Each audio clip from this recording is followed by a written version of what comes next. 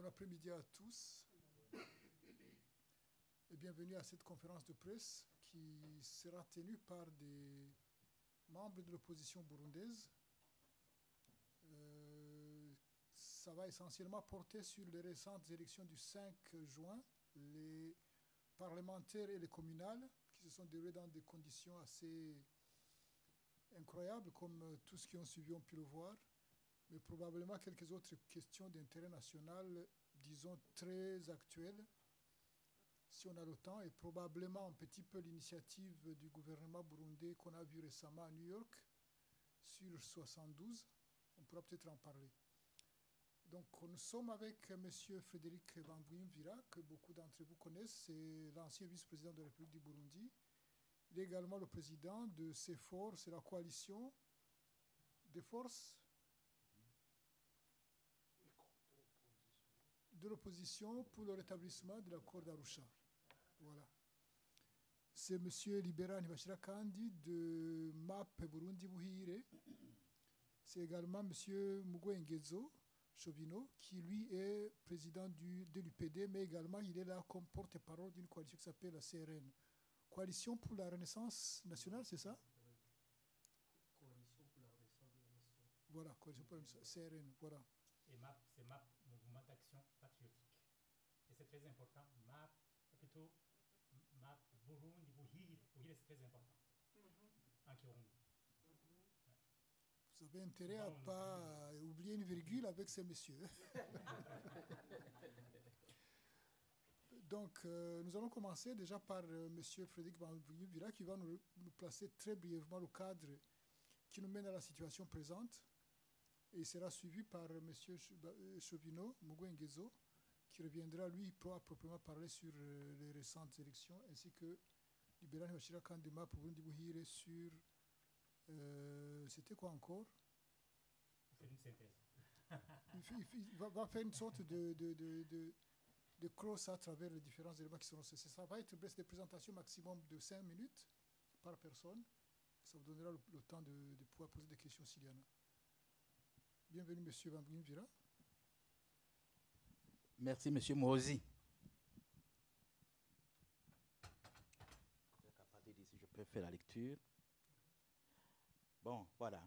Donc, on revient sur les élections du 5 juin 2025 qui ont été tenues au Burundi pour comprendre les enjeux politiques et leurs conséquences.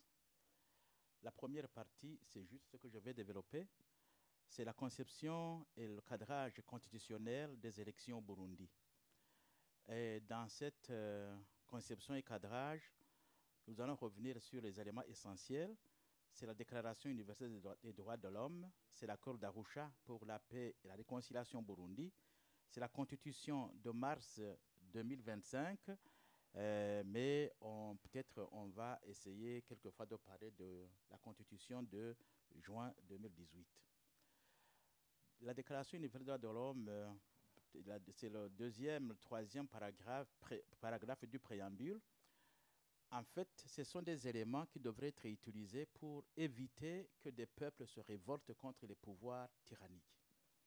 Et il est dit, comme au premier paragraphe, considérant que la méconnaissance et le mépris des droits de l'homme ont conduit à des actes de barbarie qui révoltent la conscience de l'humanité et que l'avènement d'un monde où les êtres humains seront libres de parler et de croire, libérés de la terreur et de la misère, a été proclamé comme la plus haute aspiration de l'homme. Deuxième paragraphe. Considérant qu'il est essentiel que les droits de l'homme soient protégés par un régime de droit pour que l'homme ne soit pas contraint en suprême recours à la révolte contre la tyrannie et l'oppression. Alors, la gestion des élections par le CNDD-FDD depuis 2010 est une expression du mépris des citoyens burundais et la gestion des affaires de l'État. On constate que ça maintient le citoyen dans la terreur et dans la misère. L'accord d'Arusha, de l'accord d'Arusha à la Constitution 2018, qu'est-ce qui s'est passé? Et là aussi, nous allons revenir sur le préambule Et le préambule le plus important dans l'accord d'Arusha, il dit ceci: réaffirmant notre détermination inébranlable à mettre un terme aux causes profondes de l'état continu de violence ethnique et politique, de génocide et d'exclusion, d'effusion de sang, d'insécurité et d'instabilité politique qui ont plongé le peuple burundais dans la détresse et la souffrance et compromettent gravement les perspectives de développement économique et la réalisation de l'égalité et de la justice sociale dans notre pays. Alors, voilà, ce paragraphe a été repris in extenso dans la Constitution de mars 2005, mais le CNDD-FDD l'a élidé dans la Constitution de juin 2018 parce qu'il entendait continuer ou renforcer les causes de l'état de violence, d'effusion de sang, d'insécurité qui ne dit pas son nom. Alors, l'autre paragraphe de la Constitution de 2005 qui est tiré justement de l'accord d'Arusha, ça dit ceci: réaffirmant notre engagement à construire un ordre politique et un système de gouvernance inspiré des réalités de notre pays et fondé sur les valeurs de justice, de démocratie, de bonne gouvernance, de pluralisme, de respect des libertés et des droits fondamentaux de l'individu, de l'unité, de solidarité, de compréhension mutuelle, de tolérance et de coopération entre différents groupes ethniques de notre société. Ce paragraphe est repris dans les deux constitutions, mais constatez avec nous que les valeurs ci citées représentent l'enfant pauvre du CNDD-FDD, et cela au fur et à mesure que leur système électoral se développe, soit appliqué sur le terrain. Du point de vue des élections, selon l'accord, les élections au Burundi après la transition et pendant toute la période post-transition, les institutions issues des élections devaient tenir compte de l'identification du conflit burundais. Or, ça avait été défini par les négociants à Arusha comme un conflit politique avec des dimensions ethniques extrêmement importantes, doublées d'un conflit découlant d'une lutte de classe politique pour accéder ou se maintenir au pouvoir. Voilà comment les négociants ont dû identifier les causes de notre conflit ou la raison du conflit dans notre société. Le code électoral devait clairement tenir compte des préoccupations et des intérêts de toutes les composantes de la nation burundaise sur base des dispositions du protocole 2 de l'accord. À l'article 4 du même protocole, il est stipulé que le multipartisme est reconnu au Burundi. Cet article devient l'article 75 de la Constitution de mars 2005 et celle de juin 2018. Mais constatez aussi avec nous que le multipartisme n'est que de façade. Les responsables du pays et du CNDD-FDD ne cessent de le dire.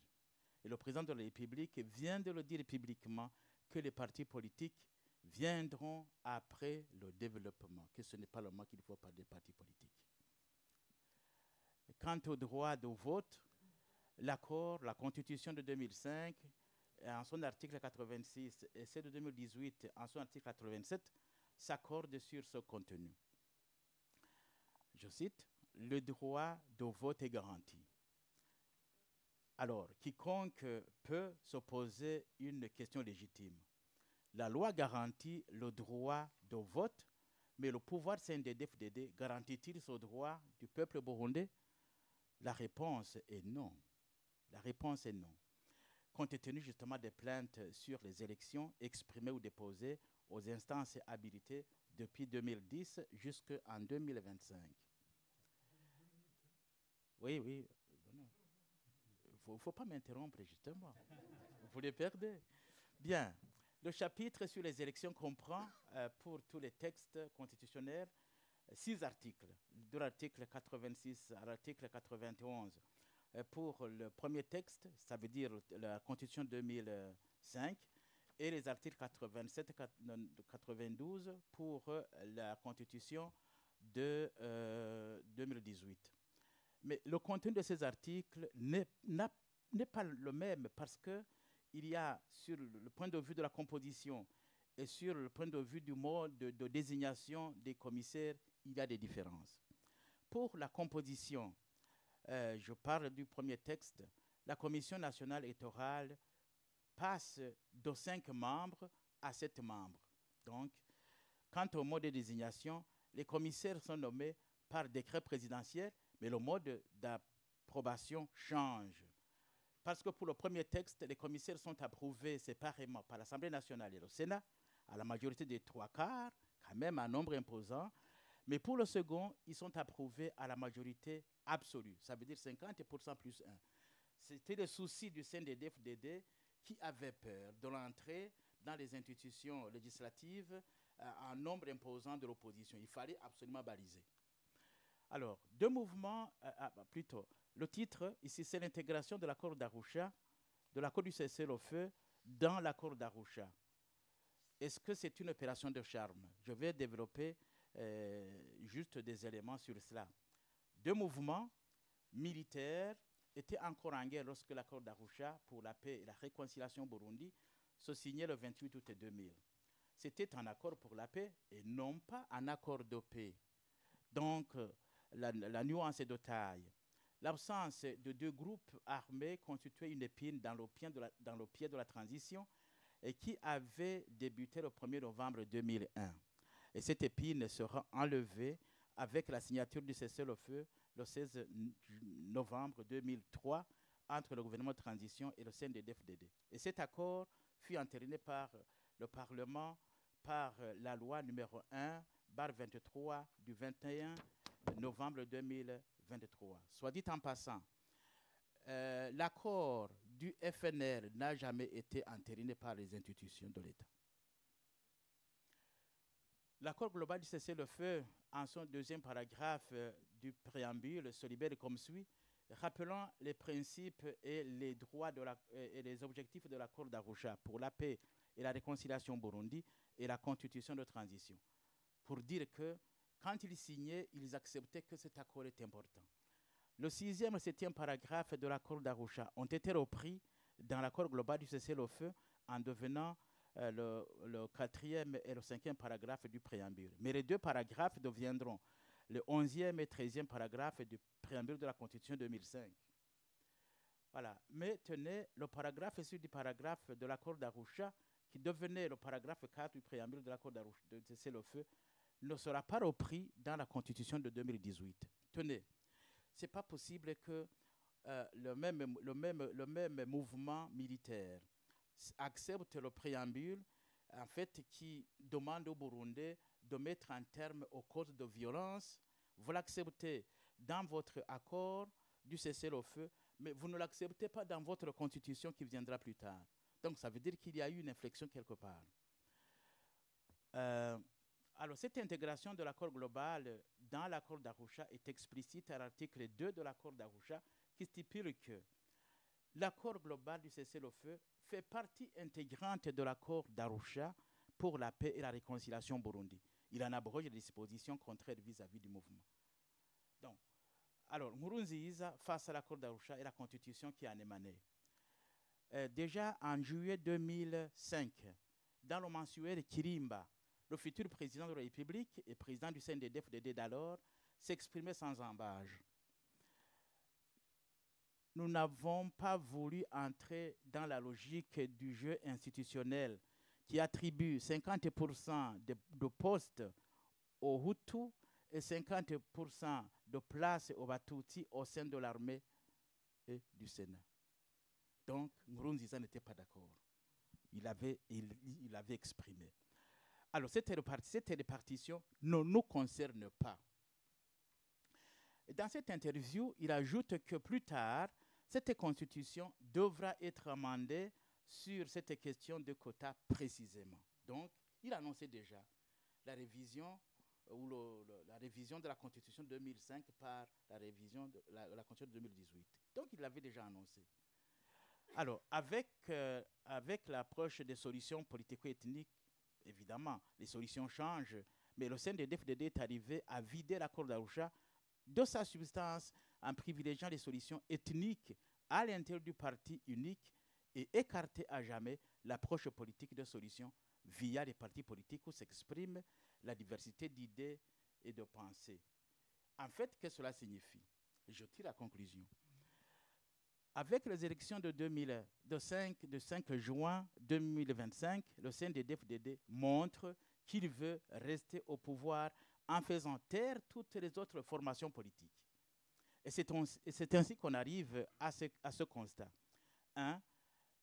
La lutte de classe politique se renforce en refusant à tout prix l'alternance politique au sein des institutions. C'est ce qui vient d'être fait avec ces élections, parce qu'on a à l'Assemblée nationale 100% de députés du CNDD-FDD. L'autre question, c'est la question ethnique qui va se régler au sein d'un parti unique. Les Batutsis vont se recruter sur base de l'allégeance prêtée aux responsables du CNDD-FDD et au président de la République, et non sur base de diversité d'idées politiques. Donc, autrement dit, nous sommes partis pour longtemps en parti unique, où il y aura des Bahutus et des Batutsis qui vont s'entendre sur comment se partager le pouvoir. Voilà, d'où le conflit tel que défini par les négociants reste entier et devons nous attendre aux mêmes conséquences, pouvant même s'empirer si nous ne restons pas vigilants. Voilà, la parole peut-être à la personne qui suit.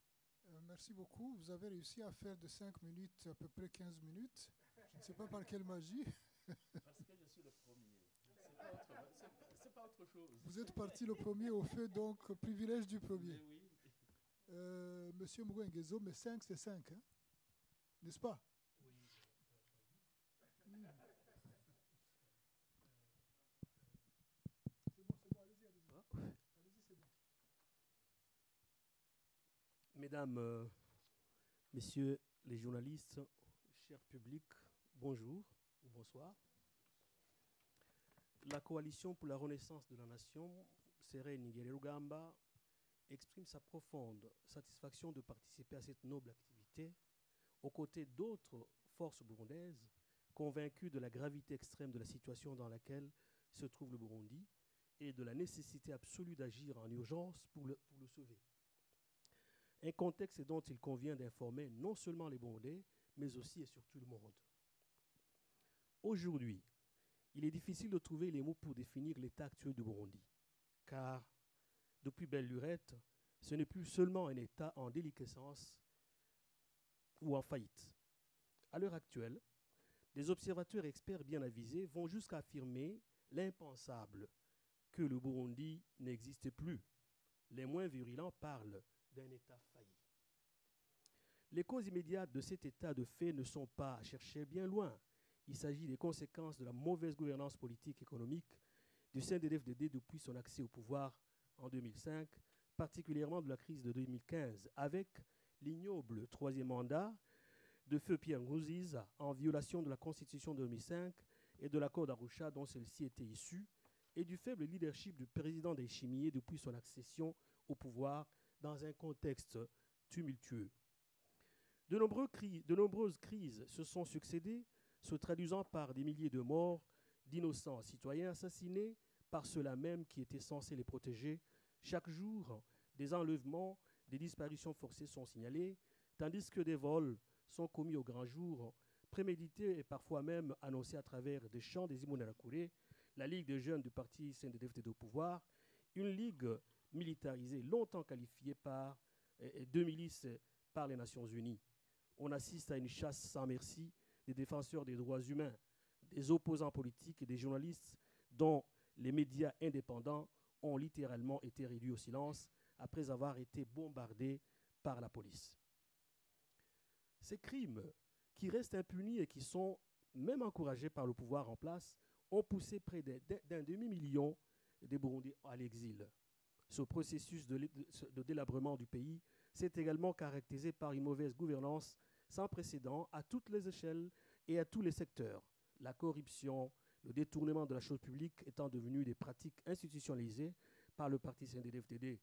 Un régime qui règne sans partage, un faible leadership qui se traduit par l'incapacité du pouvoir en place à prendre les mesures nécessaires en vue de restaurer la paix et la stabilité, ainsi que redresser l'économie nationale. À l'heure où l'on parle, tout, absolument tout, manque dans le pays. Depuis près de 3 ans, il n'y a pas de carburant et Pas donc de transport, pas de sucre, les produits de première nécessité dont les vivres se raréfient sur tout le territoire, faute de fertilisants, pas d'eau, pas d'électricité. Tous les services sont ceux dont ceux de santé et de sécurité sont à l'agonie.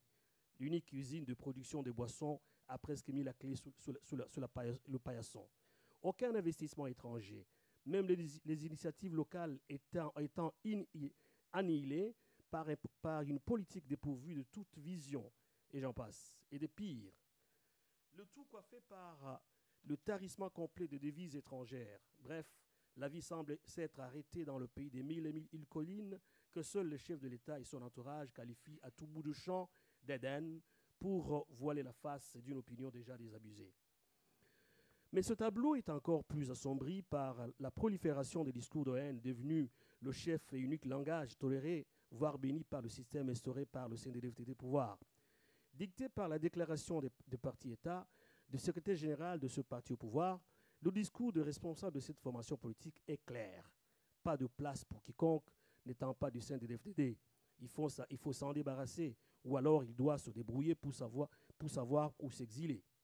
Voilà les termes communs au cours de la dernière campagne pour les élections parlementaires et communales du 5 juin, avec 100% de voix pour le parti État.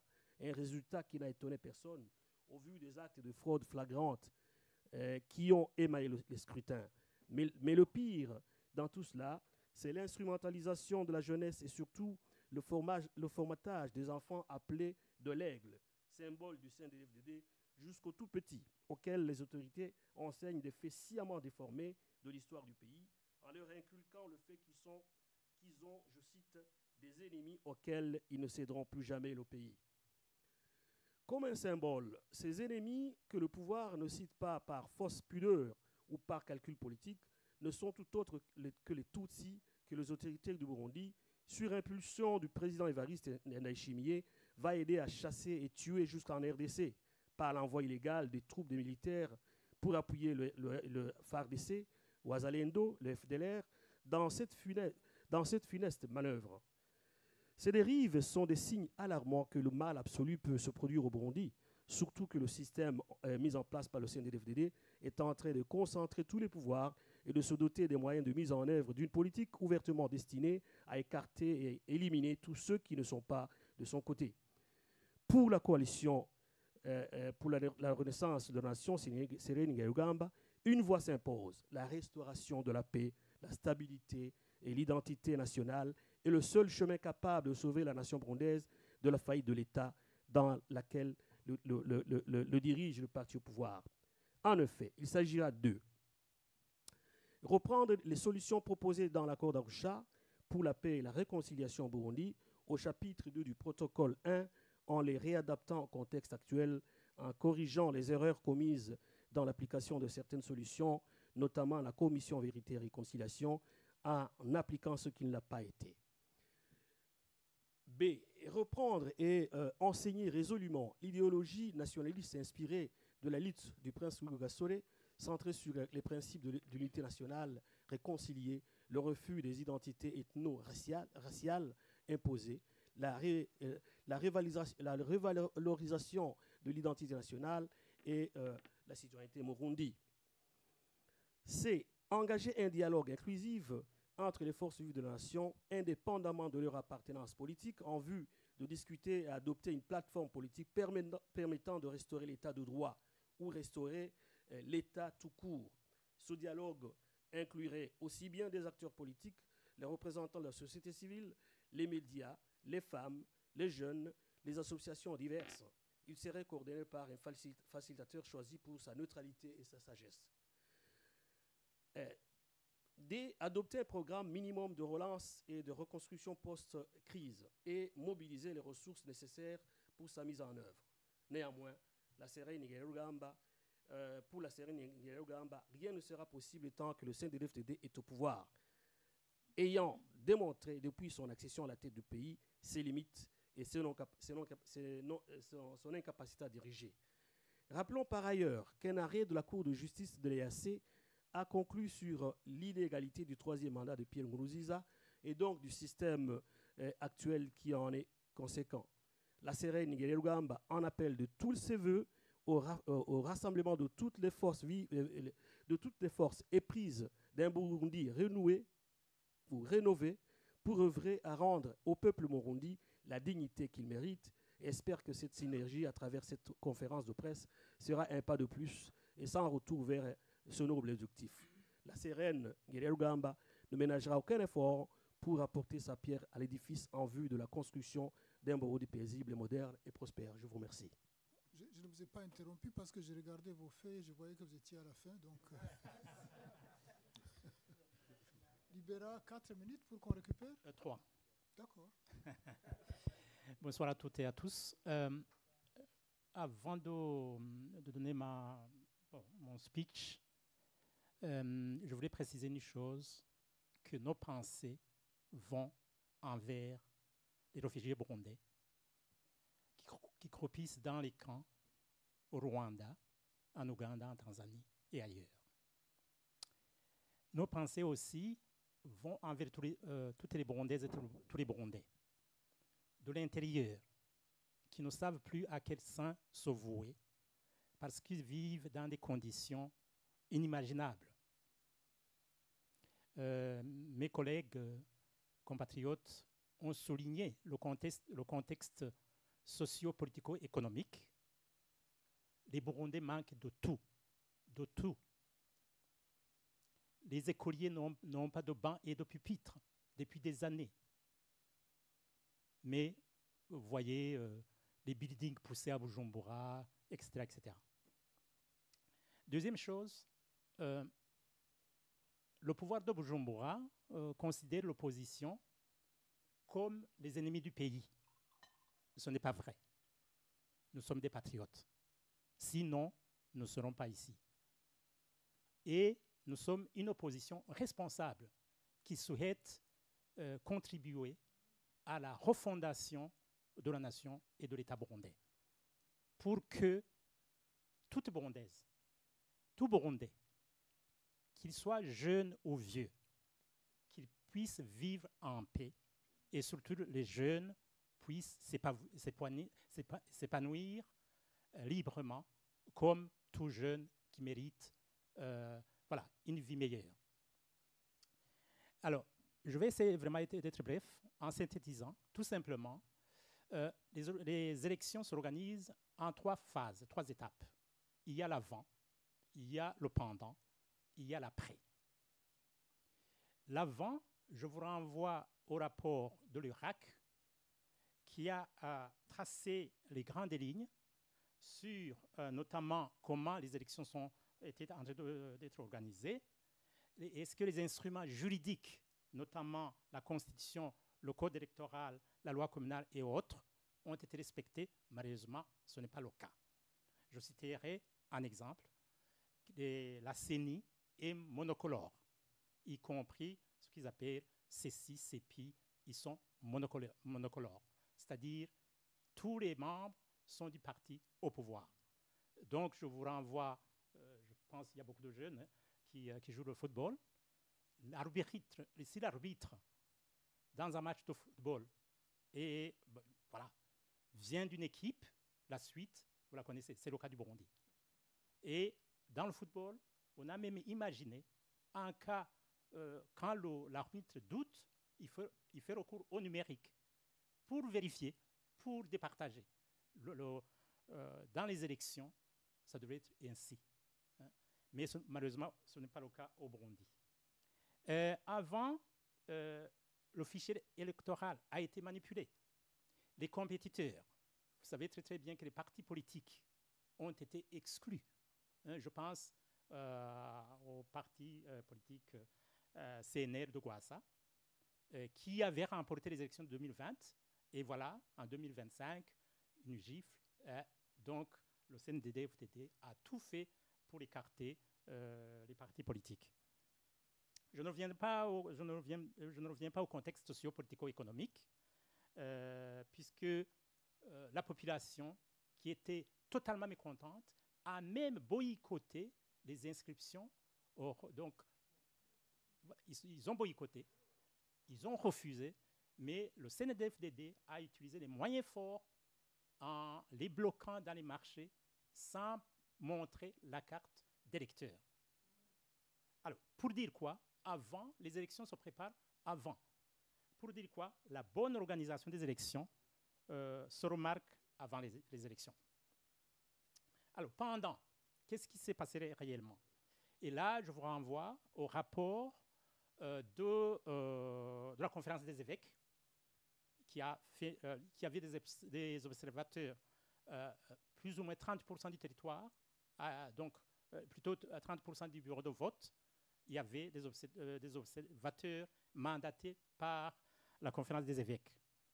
Et il y a eu manque de transparence, borrage d'urnes, je cite, violation de secret de vote, falsification des résultats, exclusion arbitraire d'observateurs indépendants, enrôlement d'électeurs fictifs, mineurs, personnes décédées ici, bien sûr, c'est avant les élections, pression et intimidation en zone rurale, détention et harcèlement d'agents de l'opposition, vote multiple et abus de procuration par la jeunesse Imbonera Courrier, affiliée au parti au pouvoir, interdiction faite aux médias de couvrir le vote en temps réel, accès inégalitaire au bureau de vote entre médias publics et privés.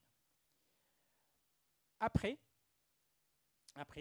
donc les élections du 5 juin, naturellement, c'est la gestion des contentieux électoraux, malheureusement, comme l'arbitre et voilà, tous les organes qui devraient trancher les litiges sont affiliés au parti au pouvoir.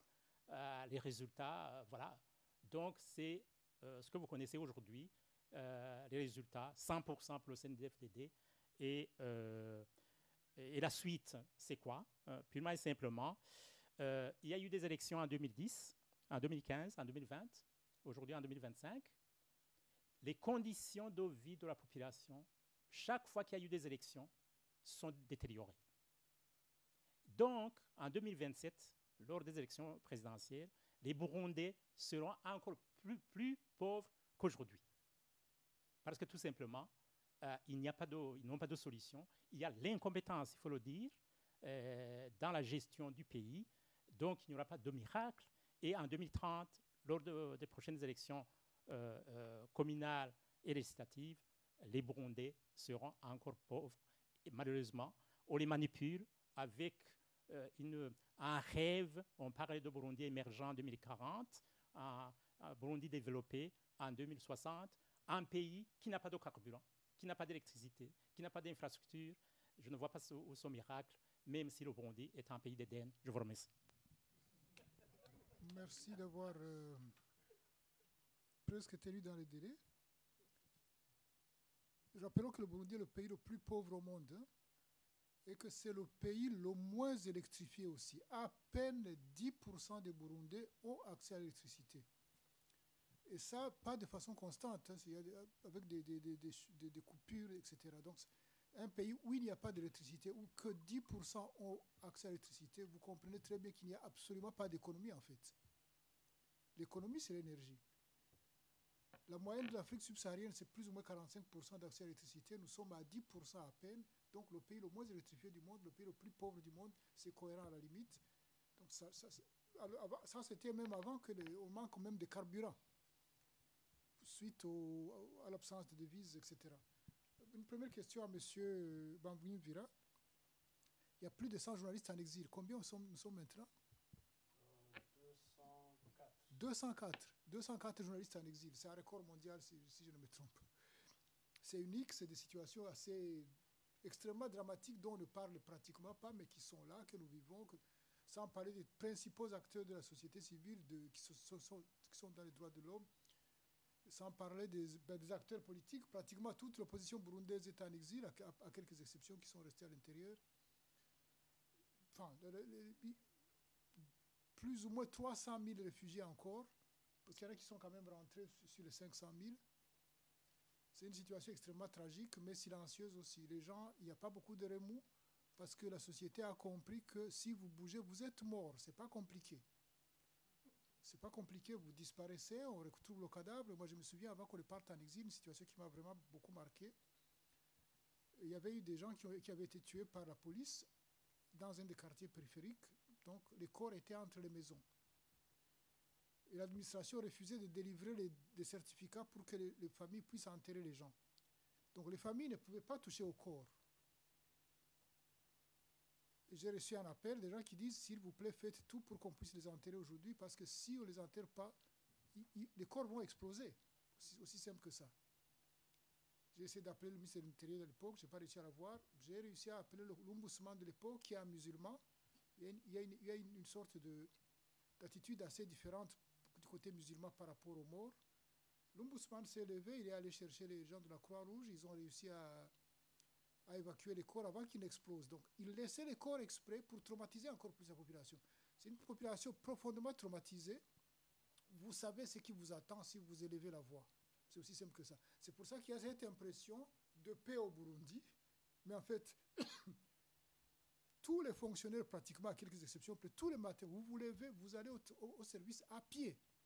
Parce qu'il n'y a pas de bus. De tous les quartiers périphériques au centre, tout le monde marche à pied. C'est des longues files et il est interdit de filmer ou de photographier ces files maintenant. J'ai demandé à un caméraman qui était là-bas, il m'a dit, je ne peux pas prendre ce risque-là. Donc c'est des situations qui sont assez extrêmes. Et alors, comment est-ce qu'un pays comme celui-là, pour revenir à vous, comment est-ce qu'on peut avoir 96% de voix aux élections avec des situations comme celle-là, M. Wampunyvir? C'est très simple. C'est très simple. D'ailleurs, la logique aurait dicté qui disait ça 50%, puisqu'il y en a qui ont été votés alors qu'ils ne sont pas inscrits. Et que le nombre d'inscrits, le nombre de votants, le nombre de votants était plus supérieur que le nombre d'inscrits. Et qu'il n'y avait aucun contrôle, et qu'il n'y avait pas de PV, et que les gens étaient forcés à faire ce qui a été développé par notre ami ici. Ils ont eu très peu.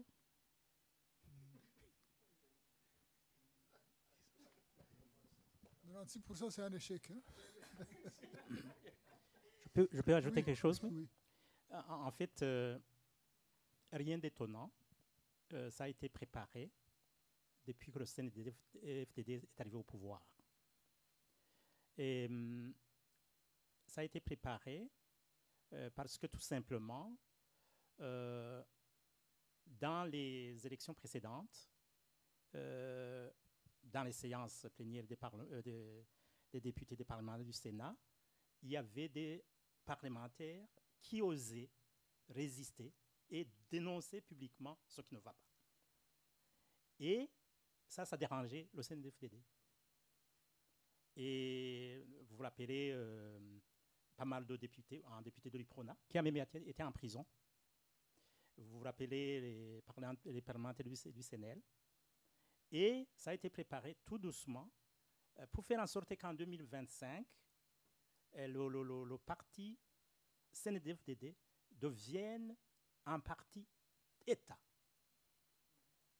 Donc, pour faire passer leur vision, d'une part, se maintenir au pouvoir coûte que coûte, faire nettoyer ce qui reste de l'accord d'Arusha et faire reconnaître voilà, ce qui s'est passé en 1972 comme génocide des Hutus commis par les Tutsis.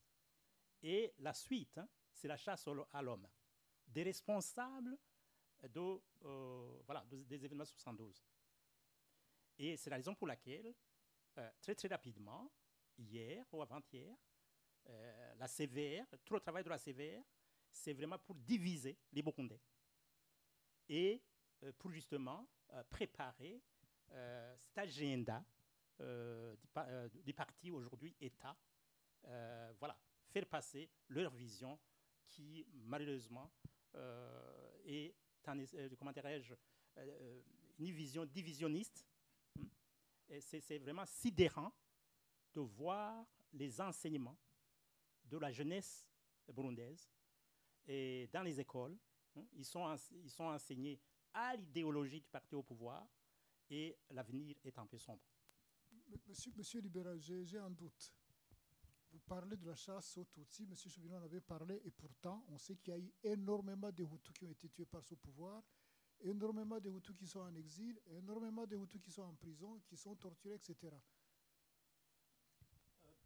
si tu as bien suivi, mon raisonnement, c'est après la reconnaissance du génocide des Hutus 72, la chasse à l'homme, c'est les responsables de ce génocide, comme ce qui s'est passé en 2015.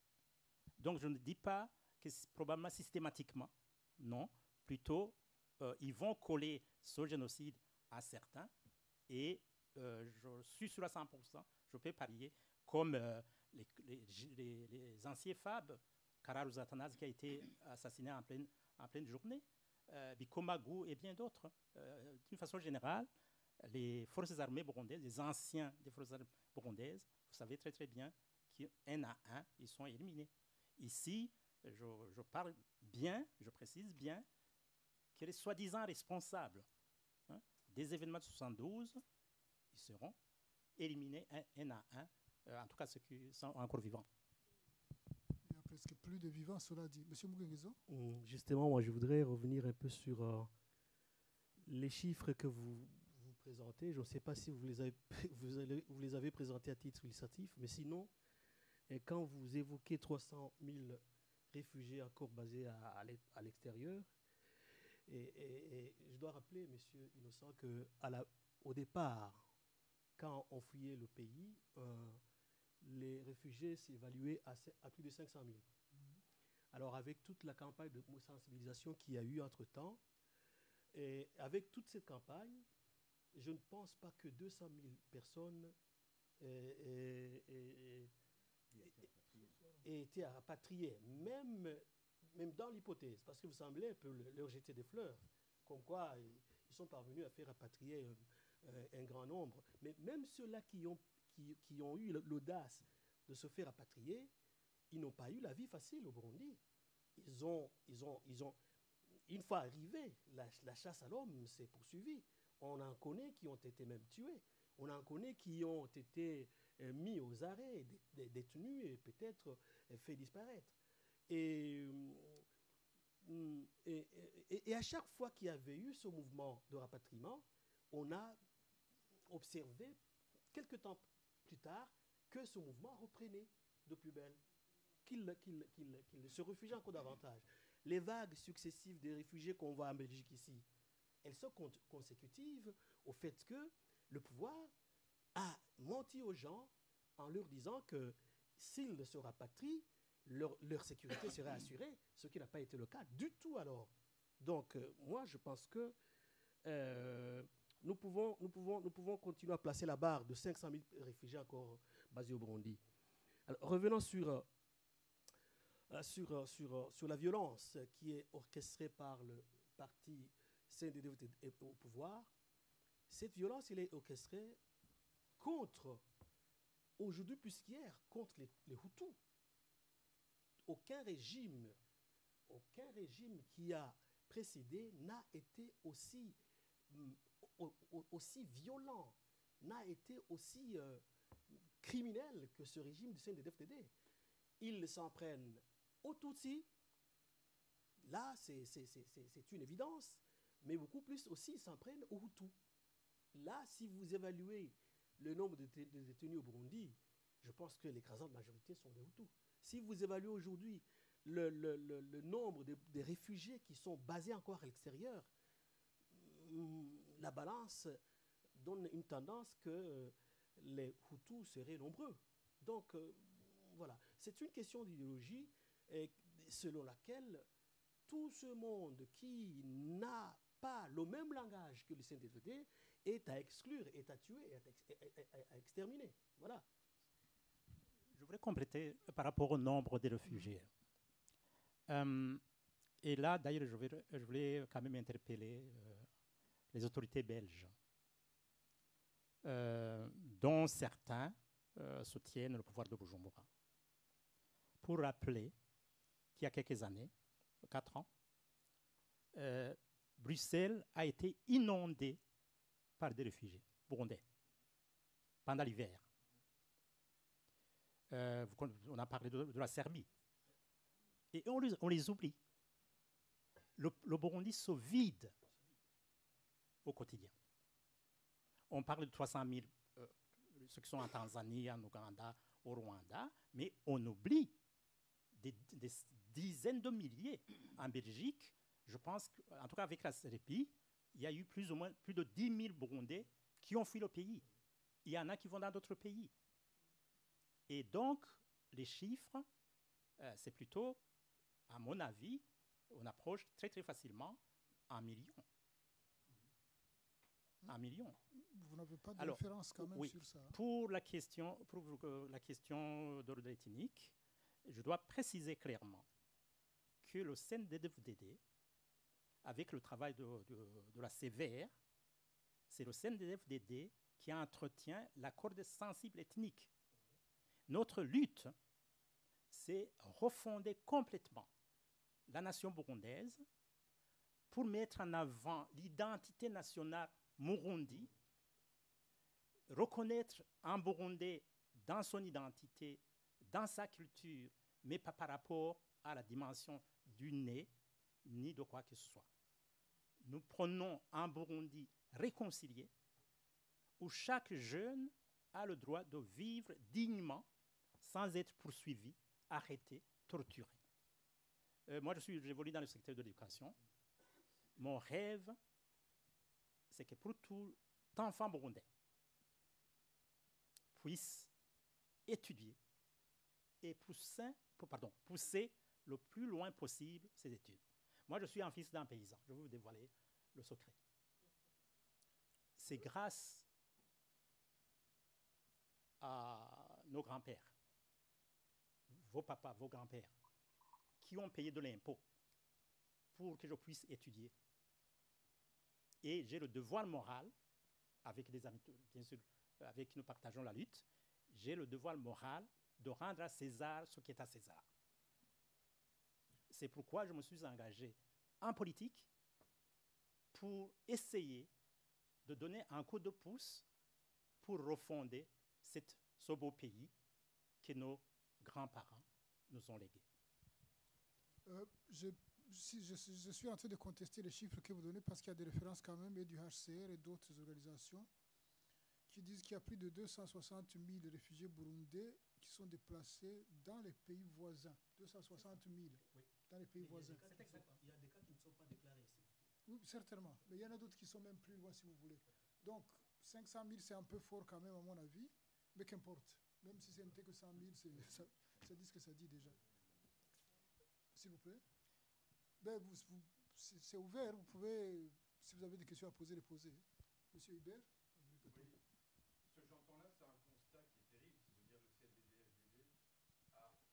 Vous êtes leader de l'opposition. Vous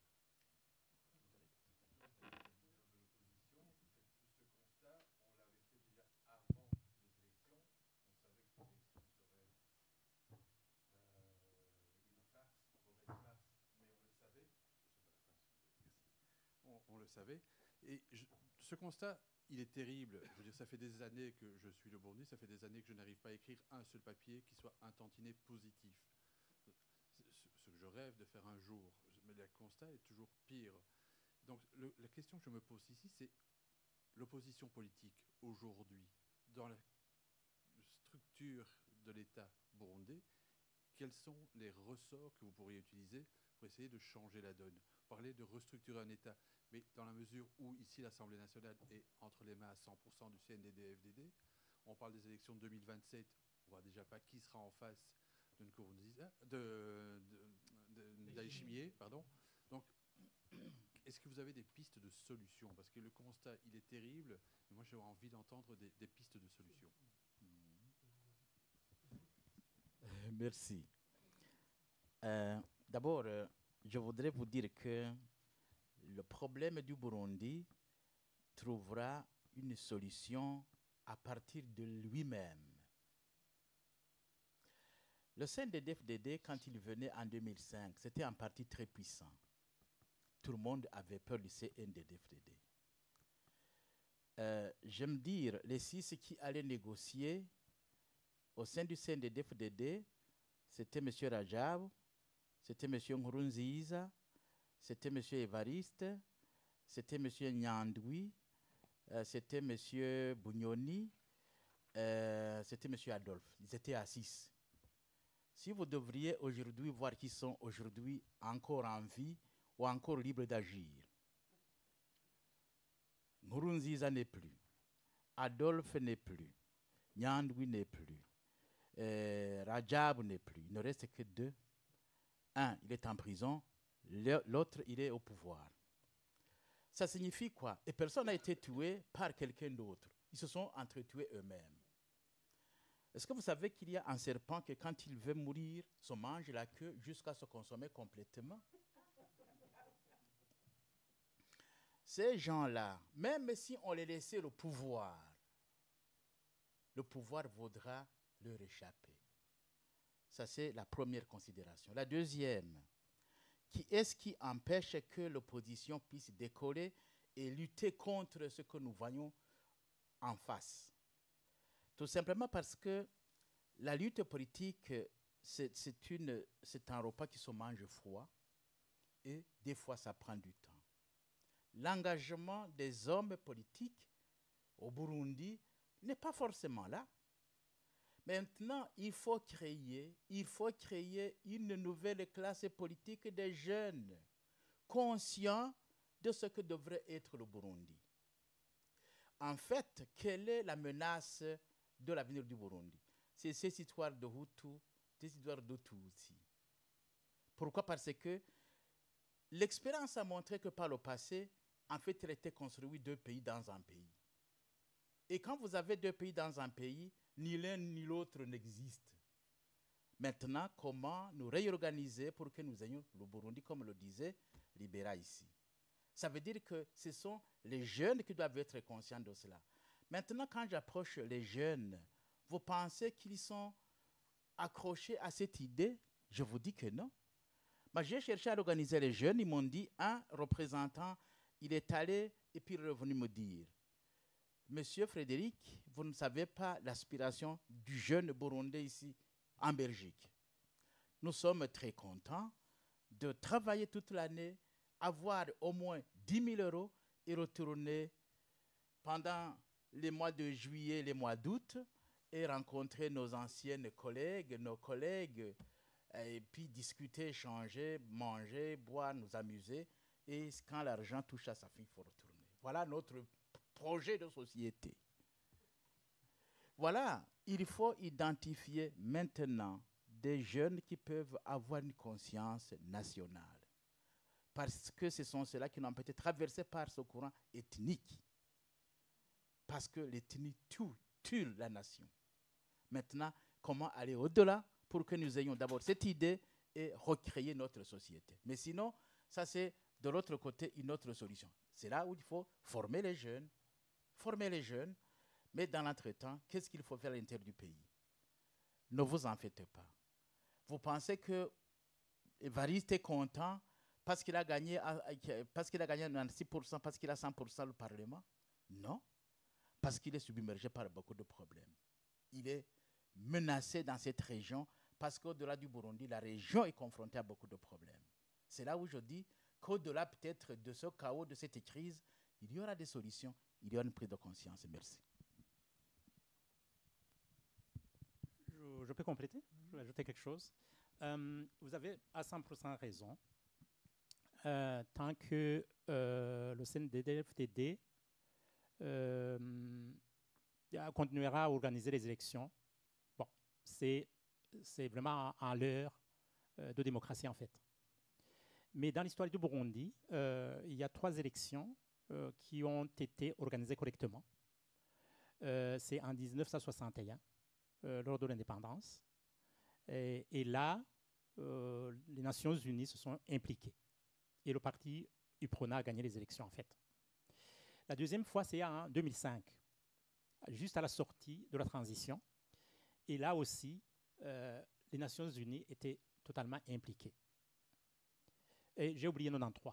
93 aussi, à la suite du sommet de la Baule, là, il y avait la communauté internationale qui était derrière. Pour dire que la communauté internationale a un rôle important à jouer au Burundi, surtout que cette communauté internationale est associée à l'accord d'Arusha. Et l'accord d'Arusha jusqu'aujourd'hui, même si le CNDD-FDD souhaite l'enterrer, le parti au État n'arrive pas à l'enterrer parce que c'est une affaire non seulement des Burundais, mais aussi de la communauté internationale. Donc, un instrument politique sur lequel nous pouvons construire quelque chose sur le plan politique. Et nous sommes en train d'y travailler, je veux dire l'opposition. Et c'est public, c'est connu.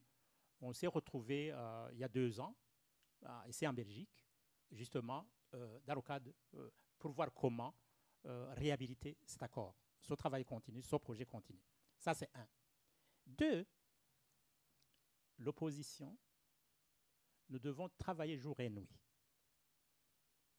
pour rétablir, je dirais, créer des rapports de force et qui permettront justement de rééquilibrer les choses, finalement, pour arriver à cette refondation de la nation que nous souhaitons. Je ne vais pas dévoiler ici comment, en tout cas, le peuple burundais dans son ensemble, tout aussi confondu, est totalement fatigué. Et il y a un proverbe qui dit voilà, quand le ventre est creux, qui peut m'aider à traduire, par exemple. Donc, il y a...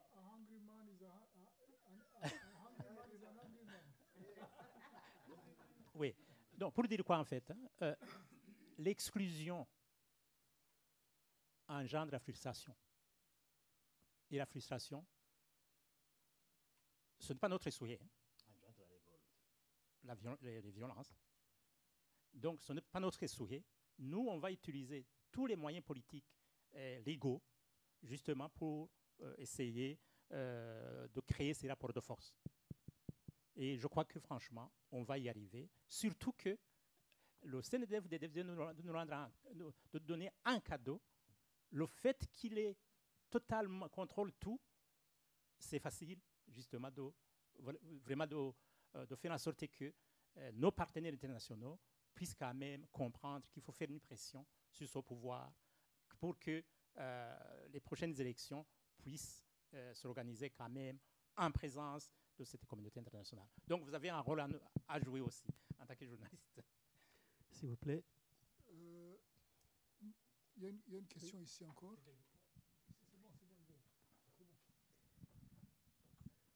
Bon, ça va faire 20 ans que le parti CNDD est au pouvoir et que voilà maintenant les élections de 2025 a été la consécration justement de l'exclusion de tout le monde. Qu'est-ce que l'opposition a aujourd'hui comme force pour contraindre le CNDD-FDD d'accepter les voies pacifiques dont vous annoncez, que vous dites? Comment est-ce que vous allez le contraindre? Avant, le CNDD-FDD s'est toujours basé à ce que certains analystes appelaient des idiots utiles. Ce n'est pas moi qui le dis, ce sont les analystes qui le disaient. Aujourd'hui, il n'a plus besoin d'idiots utiles pour contrôler, il va forcer. Comment, vous, en tant qu'opposition, quelle est la force que vous allez utiliser pour le contraindre d'accepter qu'il y ait encore un débat démocratique? Merci. Ok, s'il vous plaît, je vais tenter. C'est une sorte d'explicitation encore plus de la question qu'Hubert avait posée. Je vais tenter une réponse à sa question. Vous savez, à un moment donné, le pouvoir CNDD-FDD avait cru en une opposition forte. Et l'opposition représentait une menace réelle pour le pouvoir. Mais à un moment donné, il faut reconnaître que nous sommes tombés dans une faiblesse. Parce qu'entre nous-mêmes, nous avons été traversés par plusieurs courants qui nous ont affaiblis carrément. Il faut l'avouer ainsi. Il faut avoir le courage de dire là, ça n'a pas marché, là, ça a marché. Mais aujourd'hui, nous sommes en train de vouloir recoller les morceaux. nous voulons passer d'une opposition faible en une opposition solide et forte. C'est pour cela que moi, j'apprécie déjà la présence des personnalités ici présentes autour de ces débats qui préparent d'autres rendez-vous qui seront susceptibles de nous ramener à être une opposition responsable et forte. La deuxième chose, ce peuple est meurtri, le peuple burundais est meurtri profondément. Ce n'est pas le 100% de vote qui peut nous faire voir que le peuple est content ou satisfait. C'est d'abord une mascarade électorale. L'élection n'a pas eu lieu, s'il vous plaît. Le peuple burundais vit mort dans l'âme avec ses résultats. Il vit mort dans l'âme parce que c'est pas son travail, c'est pas son action, c'est pas lui qui a placé le CNDD aujourd'hui à la tête. C'est pas le peuple burundais.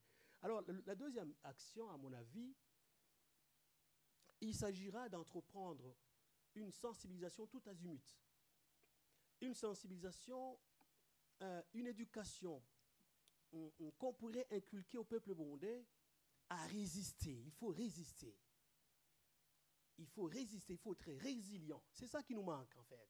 C'est ça qui nous manque. Donc, je pense qu'on va passer à un stade de sensibilisation, de mobilisation pour que ce peuple-là prenne le courage, tout le courage de dire non à ça. Et dire non à ça, ce n'est pas par des mots. Dire non à ça, c'est envahir des rues. Dire non à ça, c'est s'attaquer aux autorités publiques et administratives. Je pense que ce travail-là, associé au fait qu'on se sera consolidé dans le cadre d'une opposition forte, je pense que la communauté internationale, comme le disait Nibashira Kahandi, aura finalement un interlocuteur. Parce qu'aujourd'hui, il n'y a pas d'interlocuteur. Il n'y a pas d'interlocuteur avec lequel la communauté internationale peut collaborer pour s'assurer qu'il y a des mécanismes qui sont mis en place pour déboulonner ce système-là. Voilà, on doit, à un moment donné, nous oublier nos égos, on doit à un moment donné faire passer la nation avant toute autre chose. Faire passer la nation avant nous-mêmes. Monsieur Mugwengezo, oui, s'il vous plaît. Vous parlez du peuple qui devrait aller dans la rue, etc. Mais le peuple a déjà essayé cela, il a été massacré. S'il vous plaît. Et justement, c'est là qu'on nous a eu. C'est là qu'on nous a eu. Il faut justement apprendre à ce peuple à résister. Ce pouvoir CNDD-FDD, quoique criminel, quoi qu'il a atteint des sommets de criminalité, je ne pense pas qu'il soit capable de tirer à bout portant sur 1000 personnes. Je ne pense pas. C'est des humains qui respirent, qui réfléchissent comme nous. Je ne pense pas qu'il soit capable de tirer sur 2000 personnes qui font la rue. Non, je pense. Et voilà. Et on peut tirer, mais se faire aussi envahir. Donc c'est ça mon point de vue. Mais sinon,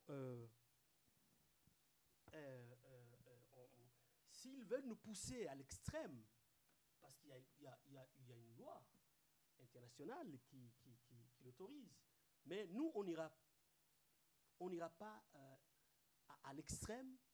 On doit nous assurer que nous mettons en place des mécanismes qui seront susceptibles de déboulonner définitivement ce système-là. Merci.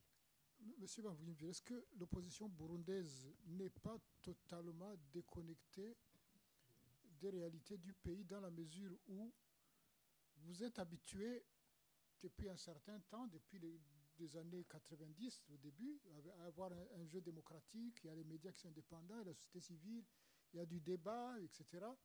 Mais maintenant, vous vous retrouvez avec l'espace qui est vraiment fermé et vous ne savez plus quoi faire en fait. N'est-ce pas ça votre problème? Mais c'est exactement cela. Rendons-nous à l'évidence. Rendons-nous à l'évidence.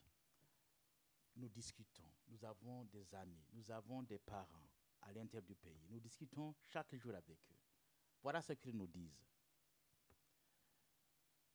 On n'est pas au point de chercher la sensibilisation. Nous sommes sensibilisés.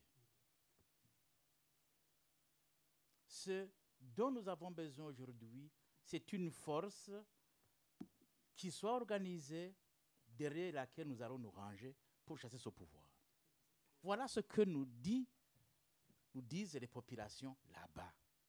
Il n'y a pas autre chose. Deux, les gens du CNDD-FDD, ils y sont divisés. Il y en a qui sont très mécontents de voir que ces résultats ont été comme ils ont été. Ils se révoltent. Ça veut dire qu'il faut plutôt imaginer. En fait, le cas de l'opposition burundaise, c'est un cas d'école. Parce que nous avons traversé tout ce que nous avons traversé. Nous avons fait une démocratie à l'européenne.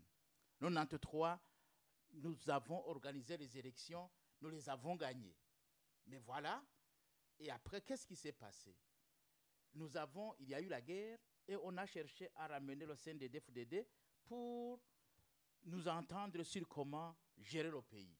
Mais voilà, au lieu de comprendre la voie politique tracée, ils ont dit cette voie politique ne nous intéresse pas. Nous avons besoin de notre propre voie. Maintenant, ils ont leur propre voie. Ça veut dire, ils veulent absolument qu'ils aient un exécutif à 100%, un législatif à 100%, le judiciaire à 100%. Mais la question qui se pose, est-ce que ce genre de régime peut exister et résister à tous les courants? Moi, je ne crois pas.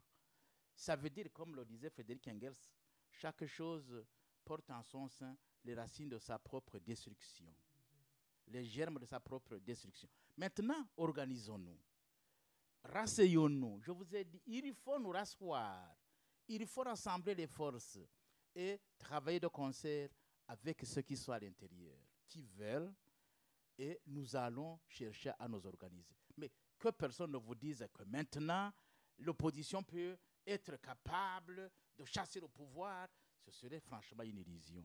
Je n'aime pas des illusions. Non. Non. Est-ce que l'opposition politique est capable de parler d'une seule voix? Je vous l'ai dit.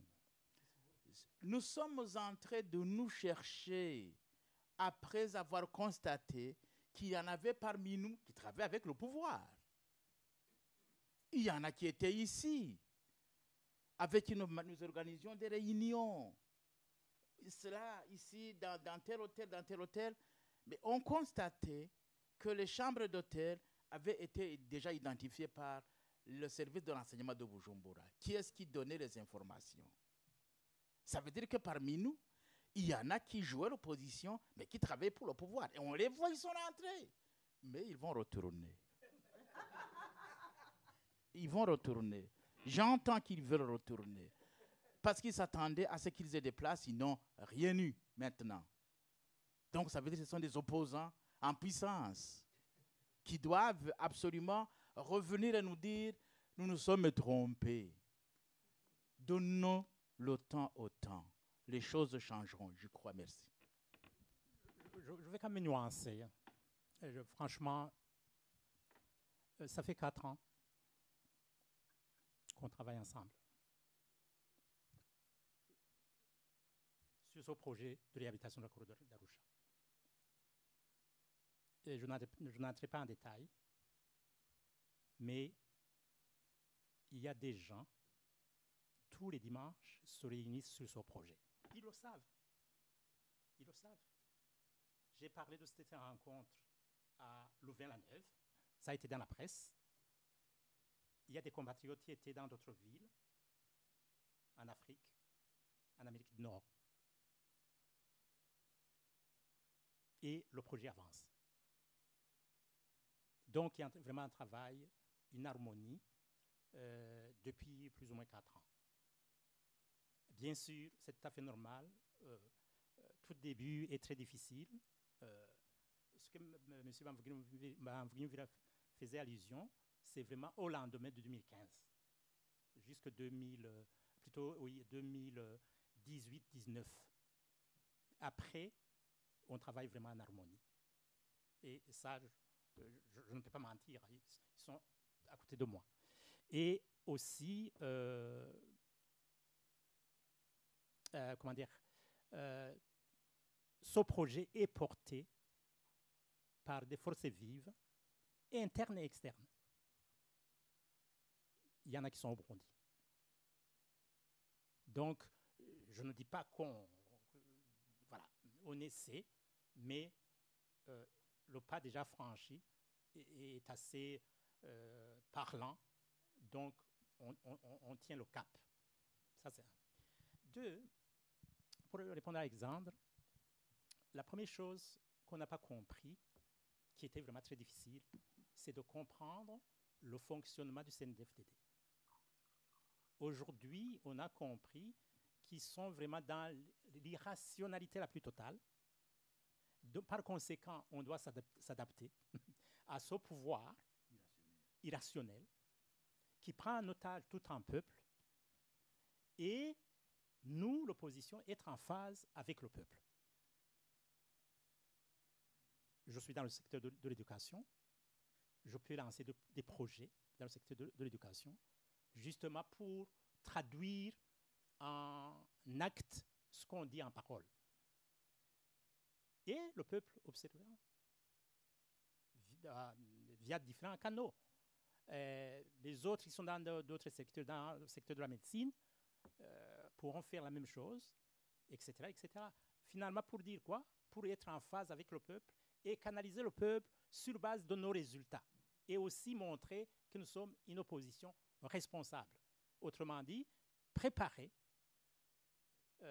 la refondation de la nation burundaise et de l'État burundais sur base de ce mini-projet concret, réel, en faveur des Burundais. Et ici, quand je suis venu dans cette conférence, ce n'était pas vraiment pour parler pour mon mouvement d'action patriotique, c'était pour parler pour tous les Burundais qui sont fatigués par ce pouvoir, mais je voulais glisser un mot, que Mapurundi Buhire, ça signifie mouvement d'action patriotique.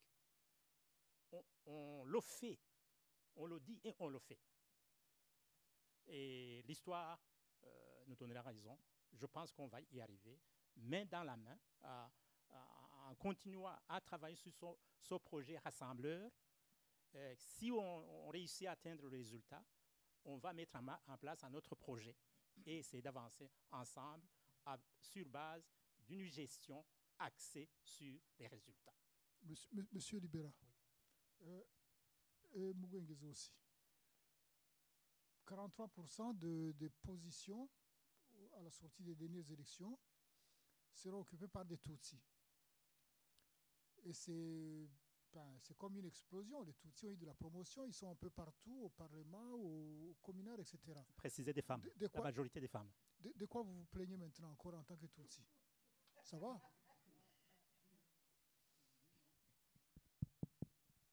S'il vous plaît. Parlons des choses très sérieusement. C'est sérieux, cela? Ça va? Parlons des choses très sérieusement. Ils savent qui, parmi les Tutsis, ils doivent choisir. N'est-ce pas? Ils ne sont pas idiots de n'avoir pas pris, par exemple, Tassia Sibomana ou Ngai Mbenda. Hein? Ils savent qu'ils auront besoin d'un effectif qui les aidera à chaque fois à atteindre des objectifs qui sont fixés. Et ils savent pertinemment qu'ils ne peuvent pas choisir un Tutsi qui va leur rendre la vie difficile ou qui votera contre des choses qui ne passent pas. Donc, tout ce temps, ils ont eu aussi des Tutsis au niveau des institutions, mais qui n'ont rien fait, qui n'ont pas pesé de leur poids, qui n'ont pas eu une voix, qui n'ont pas agi contrairement aux aspirations du CNDD-FDD. Ils savent, ces gens sont là, effectivement, pour donner l'apparence que c'est une démocratie, pour donner l'apparence que, voilà, les institutions ont impliqué toutes les ethnies, alors qu'en réalité, ces gens-là sont manipulés. Ces gens-là n'aideront en rien à faire respecter ou à arrêter des projets de génocide qui se commettent au petit feu. au Burundi. Donc voilà, à mon avis, ce sont des gens bien choisis, bien sélectionnés qui vont pour agir dans le sens du pouvoir, dans le sens des poils du pouvoir. Voilà. Juste pour compléter, je vais être vraiment bref, le problème n'est pas là.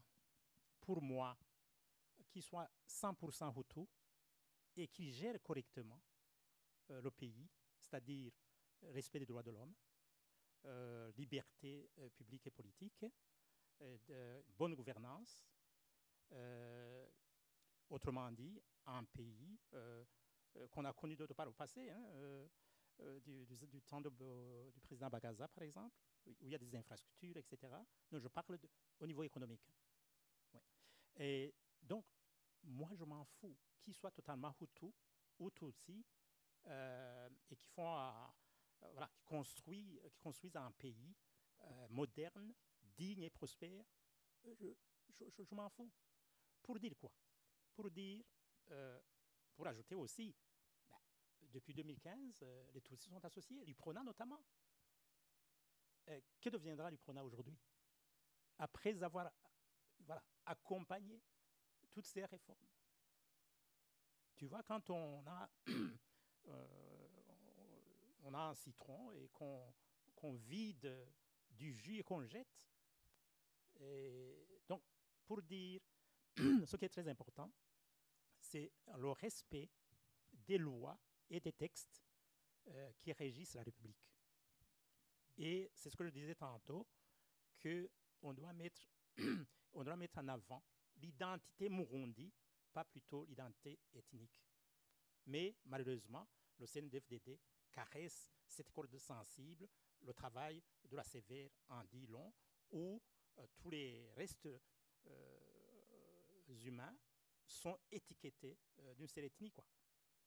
Alors qu'on sait que dans tous les cycles de violence, il y a eu des Hutus et des Tutsis qui ont été tués, quoi. Une dernière question, s'il n'y en a pas encore dans la salle. Oui?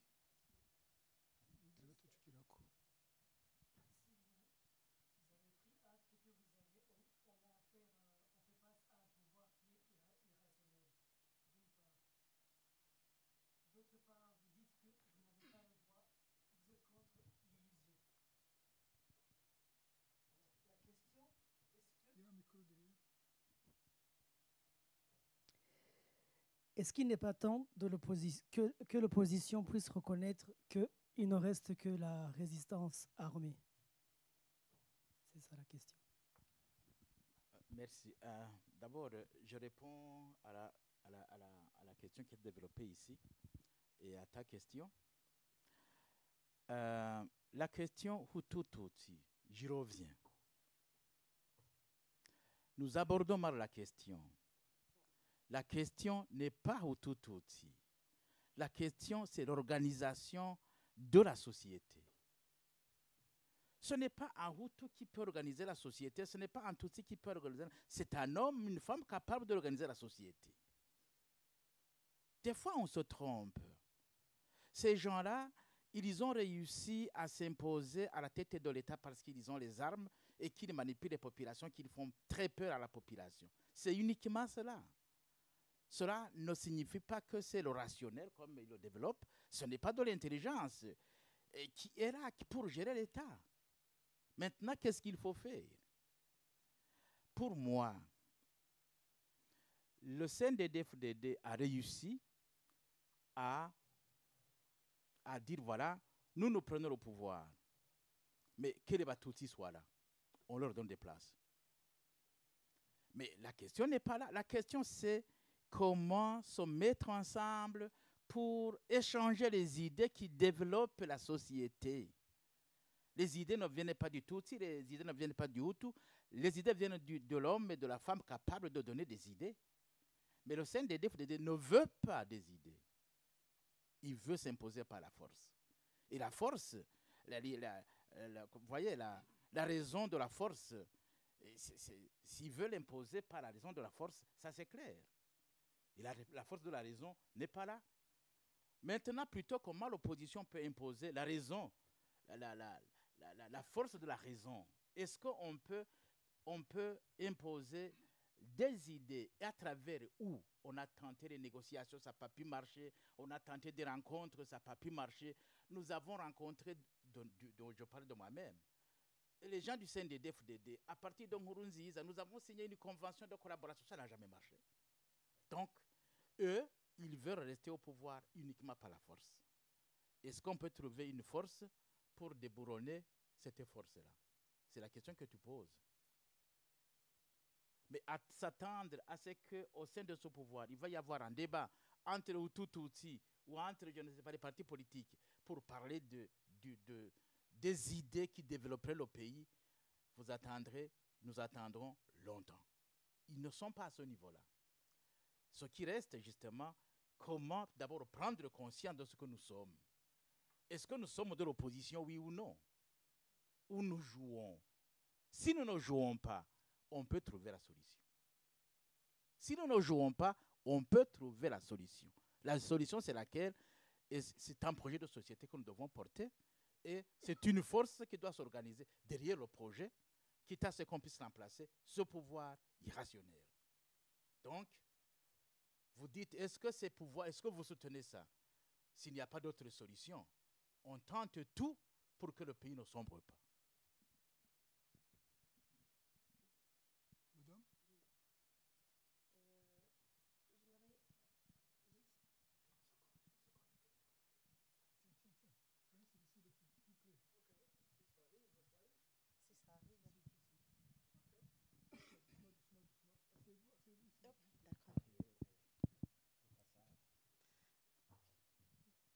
Merci beaucoup de m'accorder la parole.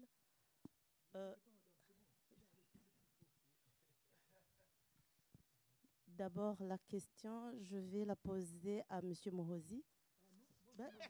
Oui, parce que vous posez beaucoup de questions.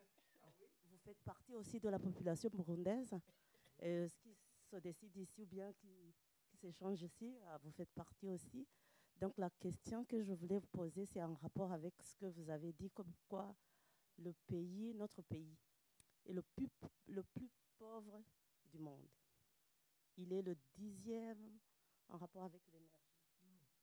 Seuls 10% des Burundais ont accès à l'électricité. À l'électricité, voilà, excusez-moi. Et alors là, je voulais poser une question par rapport à ça. C'est-à-dire, le Burundi, c'est comme une entreprise qui déclare la faillite quand il n'y a pas le conseil d'entreprise.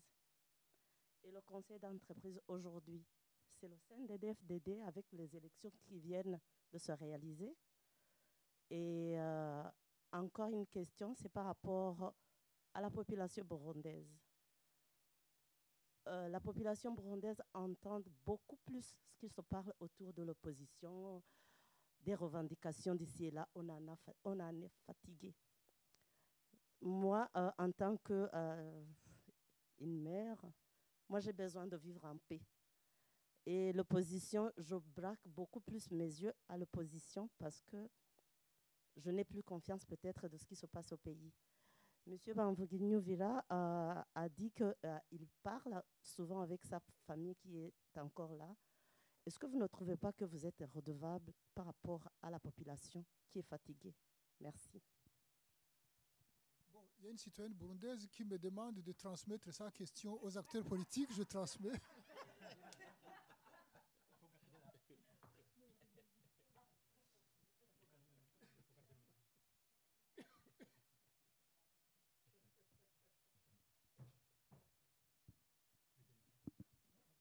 Merci beaucoup pour la parole. Donc, vous êtes une opposition en exil et vous avez dit qu'il y a une opposition qui est restée au Burundi et vous avez avoué que cette opposition qui est restée au Burundi, elle est puissante parce qu'elle avait gagné les élections en 2020, donc notamment le CNL.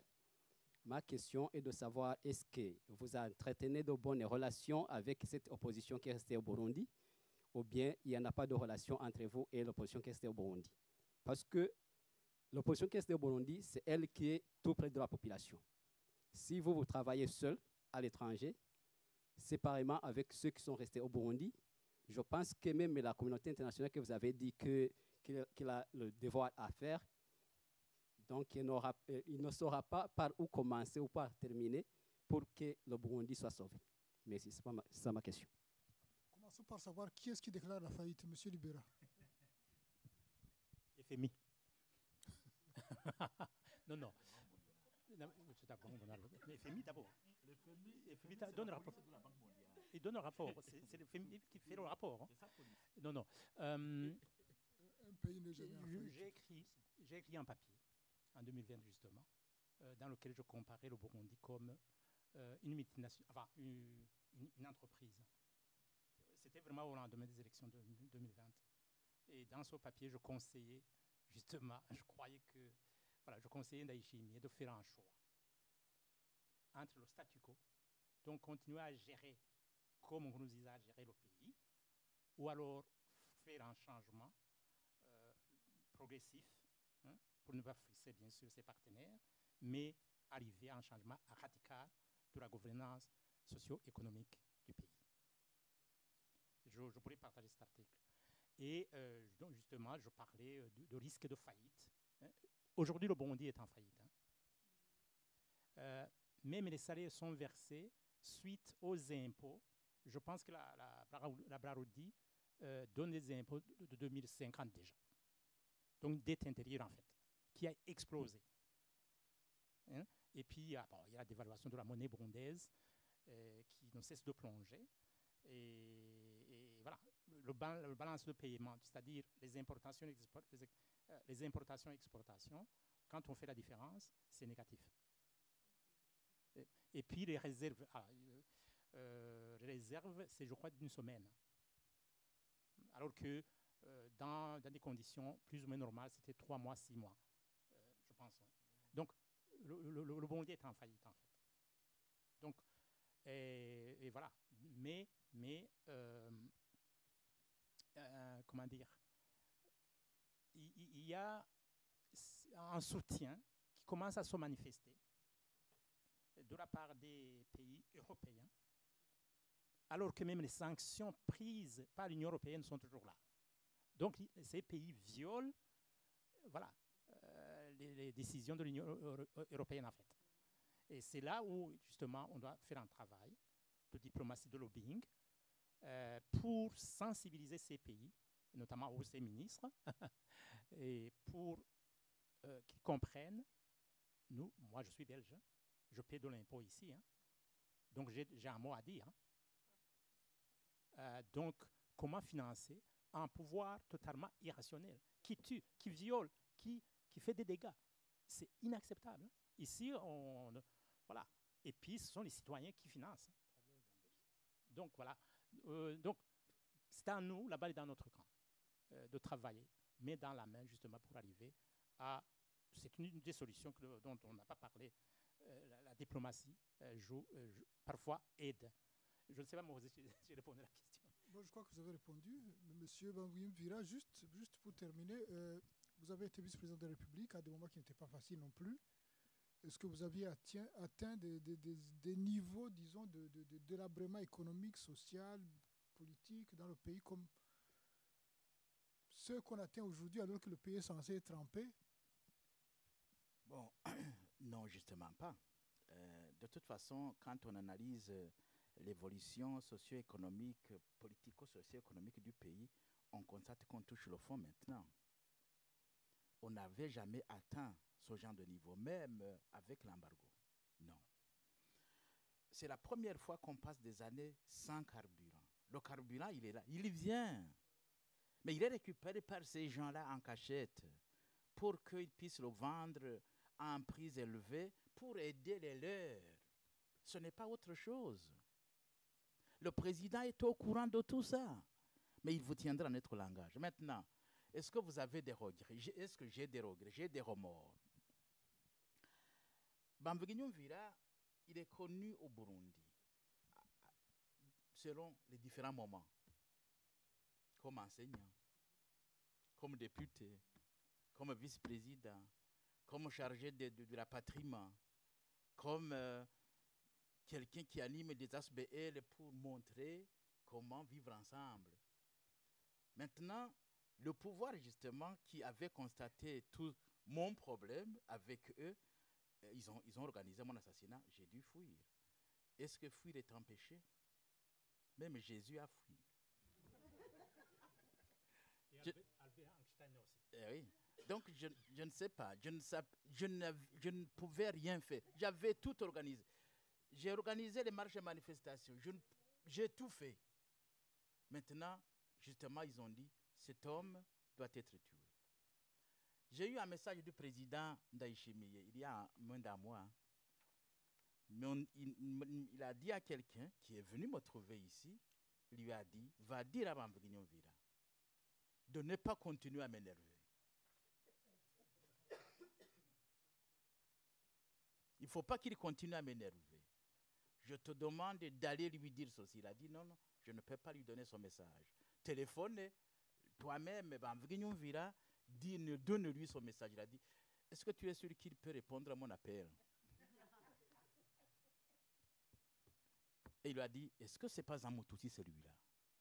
Ah.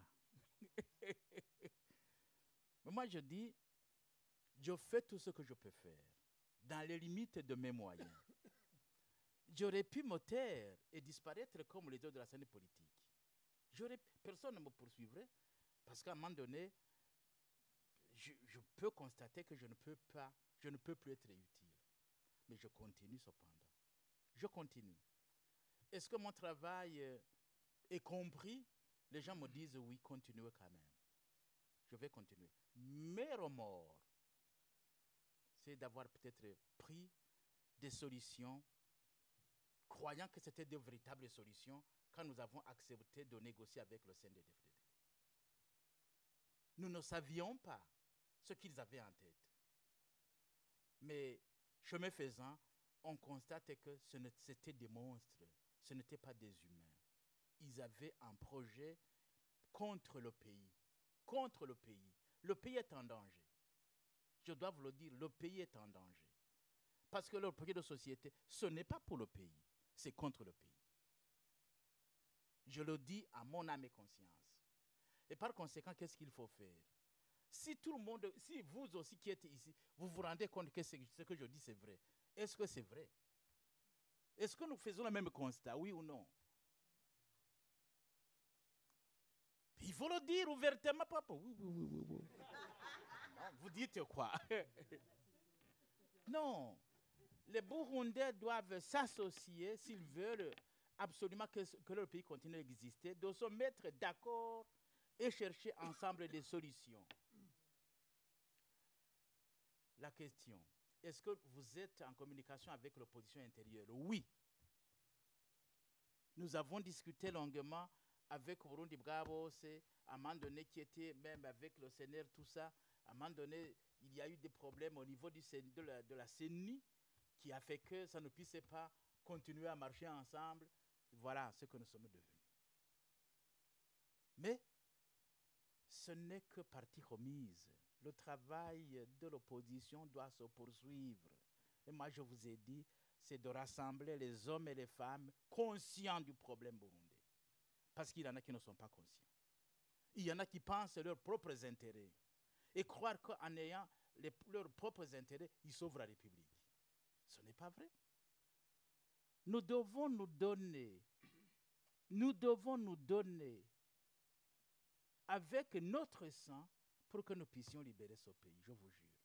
Sinon, les générations futures vont nous cracher dessus. Mais moi, je continue à faire ce que je peux faire comme personne. Merci. Merci beaucoup, messieurs. Il est 20h. Juste pour ajouter un mot quand même. Une phrase. Oui, une phrase. Nous sommes conscients que le changement se fera au Burundi. Donc, nos organisations politiques existent bel et bien au Burundi. Voilà. Donc, nous travaillons non seulement avec les organisations politiques qui existent, mais nous existons aussi au Burundi. Merci, messieurs, pour cette conférence et pour les éclaircissements que vous avez apportés. Merci à ceux qui ont posé des questions. Merci au Presse Club qui nous a accueillis. Merci infiniment. Il est 20h, donc nous arrêtons là. Moins 1 ou 2, bon, ça va.